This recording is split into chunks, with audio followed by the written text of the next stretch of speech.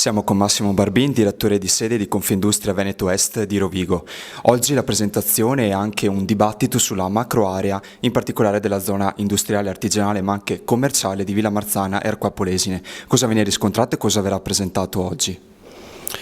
Dopo 5 anni di lavori di silenzio, perché per 5 anni Confindustria ha lavorato alacremente per arrivare alla giornata di oggi,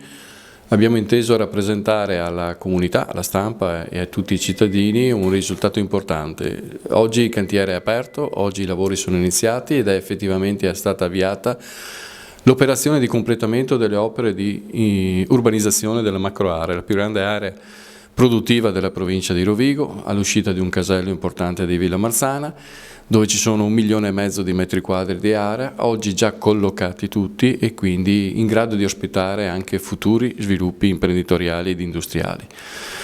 Dico 5 anni perché per 5 anni abbiamo ripreso in mano una situazione fallimentare, una importante opera incompiuta che non permetteva a proprietari di terreni e ai potenziali insediatori di presentare progetti per costruire capannoni, nuovi insediamenti produttivi. E quindi il lavoro che abbiamo fatto è stato veramente importante, ecco perché con soddisfazione oggi Confindustria parla,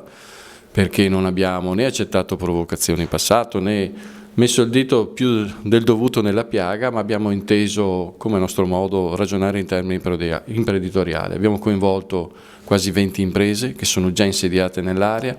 le abbiamo raggruppate in una forma di mandato per un soggetto unico di rappresentanza e oggi ringrazio questi imprenditori, questi 20 imprenditori e soprattutto Carlo Schiavolin della SCH che ha assunto il ruolo in nome per conto di tutti di essere il soggetto attuatore che andrà ovviamente a realizzare le opere che sono già state appaltate. Ringrazio le 2 amministrazioni comunali, i tecnici, tutti quanti che hanno lavorato in una unica direzione di vedere quello che oggi è rappresentato, il cantiere. Già sono iniziate le opere di asfalto, già cominceremo a costruire i bacini di laminazione con obiettivo, se il tempo ci aiuta, di arrivare entro la fine di questo anno a vedere in pochi mesi completato un lavoro che burocraticamente ci ha impegnato 5 anni.